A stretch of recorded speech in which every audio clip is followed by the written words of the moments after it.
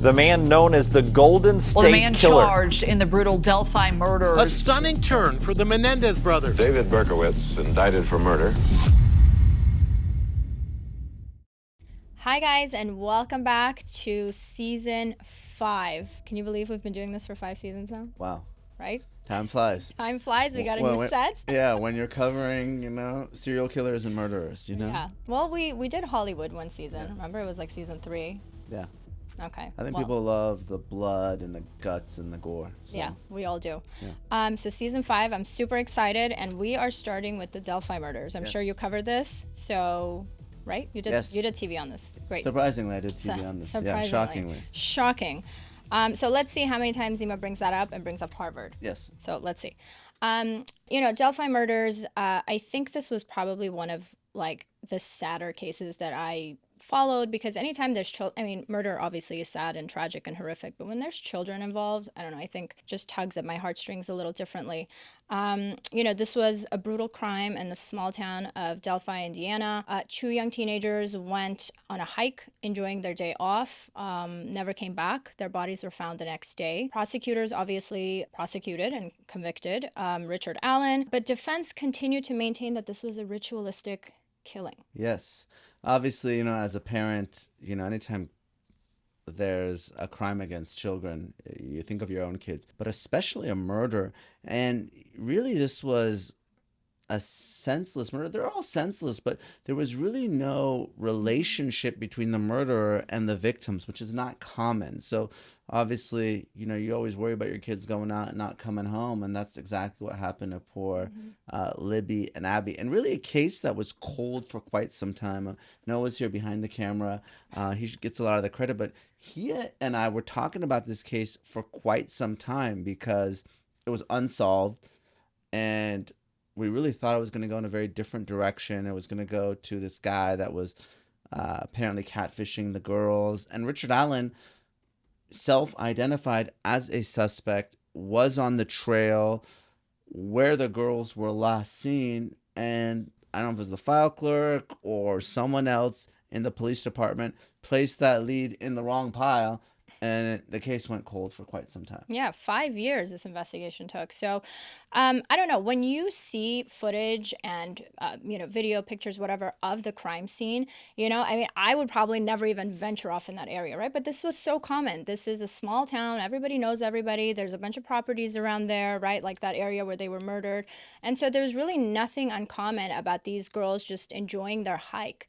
Right? It's just like any of us going up to, I don't hike, so what is that play by the Hollywood sign? I don't even know what it's called. Oh, Runyon Canyon? Runyon, yeah. Well, this is LA. We don't even leave the office because it's like a war zone outside, poor Julie has to go, dodge all sorts of, zombies and, crazy people outside. Zombies, crazy people. So, but what I want to start talking about a little bit is his pretrial incarceration, because this was a big deal in the very beginning. And again, there were no cameras inside the courtroom, so we were all just kind of left with seeing, what the media puts out and what people are talking about online. But this was a big deal because we all saw footage of him going in and out of the courtrooms, and there's like a ton of security, right? And he hasn't even been convicted yet, right? Like he's on trial, but and so defense made a really big deal about this, right? About whether, he was in maximum security prison. He was in solitary confinement for 13 years, so 13 months. As a prosecutor, have you ever seen anything like this? I have. Obviously, you're talking about an accused murderer, an accused child murderer. There was at least some evidence that this was an attempted sexual assault. Those individuals that are accused of murder and sexually assaulting or abusing children oftentimes get murdered themselves in prison. The prisoners don't like molesters and abusers. And obviously murderers themselves, if you murdered once before, you're likely to murder again. So those types of inmates are kept in isolation for their own safety. This was an interesting case from a pretrial perspective, and we're seeing this more and more, and I'm sure we're going to talk about it when we eventually get to the Brian Kohberger case, one of the biggest trials. But we're seeing a lot more gag orders, and this was a type of case where there was very little information that came out until trial. And one thing that happened, which was sort of fascinating but also potentially problematic, was there was some crime scene photos, right, that were leaked to the media, right? And apparently The defense attorneys had this on their conference room table. Someone got access and disseminated them. The original judge in the case got really upset, started scolding the defense lawyers in court, and basically had them admit that they were essentially committing malpractice and tried to disqualify them from the case in a closed door hearing, which usually you're not supposed to do. So you got the small town, you got maybe some questions about how law enforcement handled the case in terms of the investigation, how the case was being prosecuted, but also the judge. Remember, the only judge that at the time was qualified to even handle a murder case, right? It's not very common. It's not a big city like LA. So what were your thoughts on that sort of circus? So this actually made me think a little bit of the Kobe Bryant trial, right? The one that Vanessa brought, because his photos were leaked and it became a whole circus, and so this kind of made me think of that. I think that the judge handled it well. I think when you have a small town like this and you have a heinous murder trial like this as well, like it can get really chaotic. It can become insanely bizarre. So I think I actually like that they kept it as a closed hearing. I mean, sure, it sucked for the rest of us who wanted to see it in real time, but I actually don't disagree with the decision. I think the challenge was, right, Richard Allen wanted these lawyers to represent him and stay on the case, right? And the judge basically put him in a position to say, hey, you guys messed up, you committed malpractice, you were ineffective, you need to get off the case. Well, the defendant wanted them to defend him and continue defending him. And they were being pretty aggressive. They were trying to get additional funding for experts and so forth. And I think maybe the judge might have gone too far, in my opinion, of trying to get them booted off. Ultimately, it's a Sixth Amendment right to choose your lawyer. And I think Allen had that right. Now, obviously, we ended up finding out later that Allen was not of sound mind, this gentleman. Now, I don't know if prison made him crazy or he was crazy before. Obviously, someone that would kill 2 young girls does have some mental health issues, if you do believe that he was actually guilty. Well, also he's in solitary confinement for that long. That would drive potentially anybody of sound mind to be insane, right? Imagine you're sitting in a small little room, probably the size of this chair. Well, let's talk about it, right? I mean, you know me, I like to get into the details, right? Let's get into it. So he's in there. He starts eating paper, right? Starts eating feces, smearing it all over his face. And that's when you start getting the confessions, right? Which really come out at trial for the first time. The 60 confessions. 60 plus. To everyone, right? We're talking about the psychiatrist, his wife, other inmates, guards. I mean, anyone that will talk to him, he's confessing to committing these murders. Well, look, he was also on suicide watch, right? And here's my thing. I'm no psychologist, but I feel like if you're on trial for something like this, you're incarcerated, it's not unusual to put somebody on suicide watch, I would imagine, right? Because it's like, okay, I'm in trouble and maybe this is my only way out. So I didn't think that was particularly uncommon, but I don't know, man, that's a long time to be in solitary, and then to start confessing left and right like that, that's also unusual. I don't know if I've ever seen that many confessions come out. So that kind of, I sort of agree with the defense where like they were like, this is not how you treat an inmate, which is why this was such a big deal to begin with. And look, there are folks who are watching who I'm sure believe that this was a setup. It was an Odinistic ritual. For those that don't know, that's a white supremacist cult, essentially. And the way that the girls' bodies were positioned in the sticks, and one of them being undressed, a lot of folks thought that this was some sort of ritualistic sacrifice and that the guards in the prison were actually in on it. Now, listen, I'm not saying that's not possible. Obviously, it's unlikely. And, you sort of look at what other evidence there was. And, taking a step back, right? We've all seen the video of Bridge Guy, right? Down the hill. So you got this grainy video the girls took right before they were killed, right? The last piece of evidence. And it shows a guy, jeans, blue jacket. Well, Richard Allen, when he admits to being on the road, says he's wearing jeans and a blue jacket, right? Then you have this audio of Down the Hill, right? We've all heard it, even while the case was being investigated. You have experts that come and said, I listened to all of Richard Allen's jail calls, and this is the same voice, right? So you got the voice match, you got the grainy video match. Then you have this unspent round, right, at the scene. The round matches, at least according to expert testimony, Richard Allen's firearm. Now, there's people, and I'm sure the defense says that was planted. Evidence can always be planted. But you do have this corroborating evidence, right? You're not just relying on the confession alone. And importantly, Allen talked about this white van and being spooked by this white van. Again, unless you were on the trail. And this isn't, LA or some big city where there's lots of cars going by all the time, right? This is a rural part of Indiana. So you have information that only the killer would know. You have this corroborating evidence. You got the confessions. Seems to me like a strong case now. Yeah. So let's talk a little bit about the timeline, because you brought up the video, and so this kind of just falls into my next point, right? And we talk about timelines a lot because, especially in recent years, you have a digital footprint everywhere, right? There's cell phone footage, there's tower, you can ping your cell phone, there's like Apple Watches, everything can sort of help us now put together a very thorough timeline. So the timeline we got in court was 1:49, the girls are dropped off near the entrance. 2:13, there's that video that you mentioned, where he says downhill. 2:32, Libby's Apple Watch records the last steps, and then the next day, their bodies are found. So really, it's that time frame between 2:13 and about 2:32, so give or take 10 minutes. That's the most significant portion of this timeline. What do you make of it, right? Is that enough time, those 10 minutes, to commit what happened here, right? You have two girls, one man, he's taking them downhill. We don't know, is he dragging them there? What is happening? And do you think that was enough time for all of this to take place? Well, I know the timeline was definitely disputed. Obviously, you have Alan's cell phone. You have him parking there. You have some actually other folks on the path that seem to be able to identify them. Look, the defense says that the timeline is completely off because let's not forget, people searched that area, right? And they didn't find the girls right away. So the defense argued that the timeline's off entirely. The girls were killed someplace else, and then they were brought to that trail sometime way later.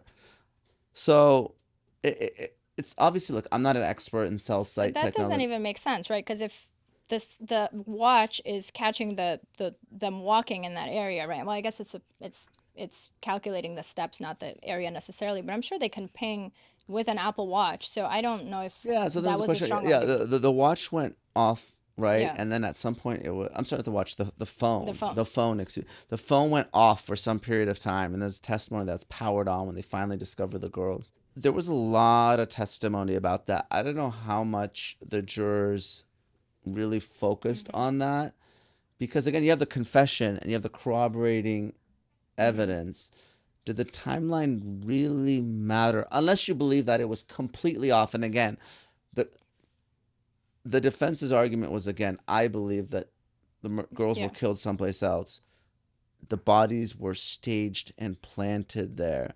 So we're not talking about 10 minutes. We're talking about potentially hours, everything being off. Right. So let's talk really quickly about Brad Weber, which was, somebody who was initially a suspect, and then he got ruled out as a suspect. He's the guy in the white van, right? He lives in the nearby property. So talk to our viewers a little bit about how prosecution goes about ruling out somebody as a suspect, right? Because he's at the crime scene. He admits he was there. His alibi doesn't really add up, but somehow he gets ruled out as a suspect. So talk about that a little. Yeah, so you have him. You have someone else that many people thought was a suspect as well, catfish guy that I talked about that was messaging the girls, sending them pictures of a very attractive fellow, and turns out if you're watching, I'm sorry, you're just not as attractive as the picture that you sent the girls. Look, obviously it gives the defense someone else to point the finger to. And again, the judge really didn't allow a lot of the Odinism to come in. So maybe this is an argument for appeal. Look, the way I used to handle cases as a prosecutor is let the defense argue their case, whatever wacky theory they have. The judge really limited and really almost excluded a lot of this Odinism evidence. So the defense was really litigating this case with one hand behind their back. Now, again, I'm not saying that means Alan's actually innocent, but a lot of that didn't come in. I think that was the direction they wanted to go in instead of going after white van guy or catfish guy. Right. So another thing I want to talk, these are great segues, Neama. You're just like helping me move this along. 5 seasons later, we've gotten our groove. JK. So I want to talk about the autopsy because, it was relatively brief, right? You have initially wounds caused by a sharp object, ruled a homicide, right? We get more and more detail as the forensic pathologist is testifying, right? And so now we know that it would have taken maybe 5 to 10 minutes, give or take, for the girls to eventually be rendered unconscious and pass away, which, by the way, is a very long time, right? That sounds like a very brutal, painful, heinous death, right? And the jury's listening to this, the family's sitting there, and I'm sure the jury's watching the family react to this. So before I get to my next question, what is that like, right? I mean, how does that impact the jury that's sitting there seeing, hearing, and watching a family? Yeah, really sad. Obviously, you're seeing these very gruesome crime scene photos, and if you're the jury, you want to hold someone accountable, right? So are you gonna stick your neck out for Richard Allen and believe that he was manipulated by the prison psychologist and that he just cracked and just confessed to all this because he couldn't take it anymore? Or do you want to believe that he's the one who killed these girls? You really want to get them justice, and to let someone walk entirely, very challenging. And I know jurors are trying to do the right thing and find justice, and the truth really matters. But again, when you're seeing those pictures and those graphic images, it's really tough to give someone a walk, in my opinion. I agree. And so another thing that came up at trial was that, they, in those 5 to 10 minutes, right, they could have cried, they could have moved, and I believe it was Libby that had blood on her hands, which means she tried to make the bleeding stop. And so if they could have moved, they could have cried. Is it possible that they have moved themselves into the position where they have initially been? Come on, come on. I gotta ask, right? What kind of a show would this be if there's no conspiracy theory? What are your thoughts? Look, I mean, anything is possible, but like obviously one of them's naked, one of them like the arm placement and everything. Look, I mean, the defense made a big point of, look, it's this area. There's like a home nearby. No one heard the scream, right? There was that discussion, but I think it's highly, highly, highly unlikely, in my opinion. All right. Well, spoken like a true former federal prosecutor. So was this a sex crime? Because there was no evidence of, sexual assault, right? At least, that didn't come up. We didn't see it in the autopsy. And then what is the motive, right? Did it begin as a sex crime and he freaked out, got spooked by the van? What happened? I think that's what, again, the state's theory was, right? He was intending to sexually assault these girls. That's why one of them was naked. The van comes, he's spooked, and he panics and he kills them. But the other one is like double clothed, which is weird. Yeah. Right? So it could have been like a weird, like... It's weird. There's like one sock on. One sock on. The other one has two... Libby has Abby's clothes on. Like, this whole thing is just very strange and bizarre. But I do think that it started maybe as a potential sex crime. I mean, again, unless it's some thing that we don't understand, some ritual... Why would you? Why would a young girl have her clothes removed unless there's some sexual reason? So one other thing I want to talk about. So let's go back to the video real quick.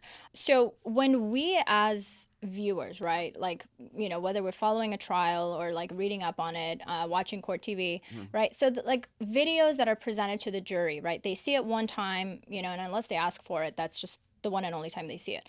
But we have the ability to go back, zoom in, zoom out, right? And so this video, do you think, and you kind of mentioned it, but like, was it a solid enough piece of evidence, right? Because again, what we saw, or at least what I've seen, is like a very zoomed in version. You can't really see even the guy's mouth move. Like, where is he really in comparison to where the girl's at? Are they close enough where the phone would be able to pick up his audio? Like, how strong is that piece of evidence? I don't think the video was everything. I think the reason we keep talking about the video is because for years that's all we had, right? That's what law enforcement put out there. They put out the video, and then they had those two completely different sketches of the suspect, right? They look nothing like one another. I read somewhere, and I can't unsee it now, so maybe you guys can put this up, but like somebody's... Was it Justin Timberlake? Yes! Yeah, I'd read that and too. Once I saw it, I could not unsee it. I thought it was just... With I read the Justin Timberlake, the curly hair. I'm like, wow, this is a pretty... Right? I don't want to make light of anything. This is a pretty handsome murderer as far as murderers go. But yeah, I mean, look, you got Justin Timberlake, and then you have what might be Richard Allen, but just shows how unreliable those identifications are. That's why we don't really see them much. Obviously, I'm a little bit older. When we grew up in the 80s, you'd see these sketches, but now, I mean, do those people even exist? We have video everywhere. So. Right. And then that kind of leads us to eyewitnesses, right? In your opinion, how reliable are their, testimonies? It's hard. Eyewitness testimony, there's a lot of experts that'll come in and say it's not. Because people will come in and say, I'm absolutely certain that's the guy. And then it turns out eyewitness testimony can be unreliable. The way I view it is this: there's this confession, unless you think it's coerced or otherwise involuntary, you really want to corroborate it with these other pieces of evidence. So yeah, maybe eyewitness testimony alone isn't enough. Maybe a grainy video alone isn't enough. Maybe an enhanced audio recording isn't enough. But it's like, we're sitting behind all these bricks, right? It's like bricks in a wall. Together, they help support the conclusion that, hey, this confession is reliable. This guy did it. By itself, maybe it's a circumstantial case, it's a tough case, but I think the totality is more than enough to convict him. I agree with you, and I agree because I think that unless you're actually witnessing a crime take place, it's really hard to remember every little piece of, like, I see a lot of people, right? Like, I don't remember them unless I know I'm going to testify about them. I would make some kind of like a mental note, right? But if I see somebody like, one of the eyewitnesses said, he looked a little weird, right? But is that enough to kind of memorialize what this person was doing in your mind enough for you to testify and make it reliable, right? So I don't know. I actually agree that eyewitness testimony is probably not the best. And so let's talk a little bit about the verdict. What happened? Yeah, obviously guilty verdict, not surprising, right? Obviously, Indiana has the death penalty, not a death penalty case. He's going to spend the rest of his life in prison. I think he got, 65 and 65? Not a mathematician, but that's 130 years. 130 years. And he's no spring chicken, so Richard Allen will, absent some appeal. And like I said, I'm not saying he's actually innocent. I think he's got a shot on appeal because the judge excluded the Odinism defense from coming in, essentially. I think he's got a shot on appeal, but absent some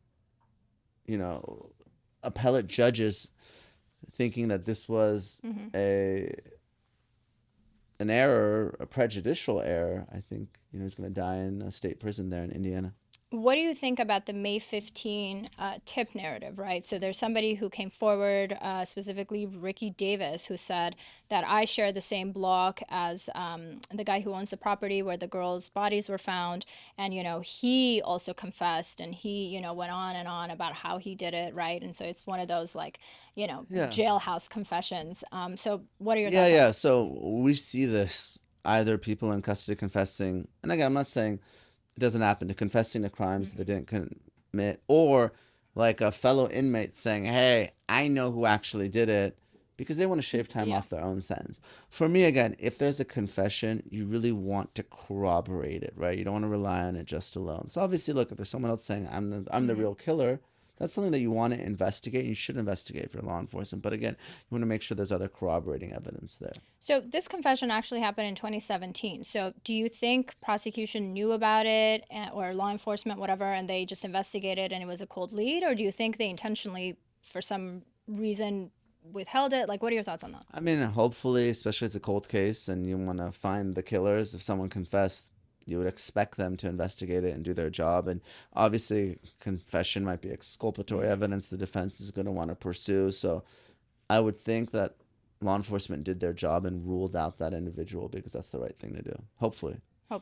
Final question. Do you think that's enough grounds for appeal, just this alone? I don't think so. Like I said, I think the main basis, if I were defending the case, is, look, you got your argument. You have your Odinism experts. Apparently, there's guards that are of this faith. I didn't know anything about it. Yeah, until I was going to say, day. have you ever even heard that? No, I had not. No. So, I mean, you learn something new I every was day. typing this up on Word, and it kept saying you misspelled the word. I'm like, okay, so this can't be that big of faith, because Microsoft doesn't know it. Yeah, no, I definitely. what is this word? I had to learn about it and learn about the placement and the trees and all that. Again, I think that's the only real basis to defend this case on appeal. I think otherwise, very tough case, very strong case for the prosecution. Okay, well, let's hope that if he's the killer, which it sounds like it is, he rots in prison.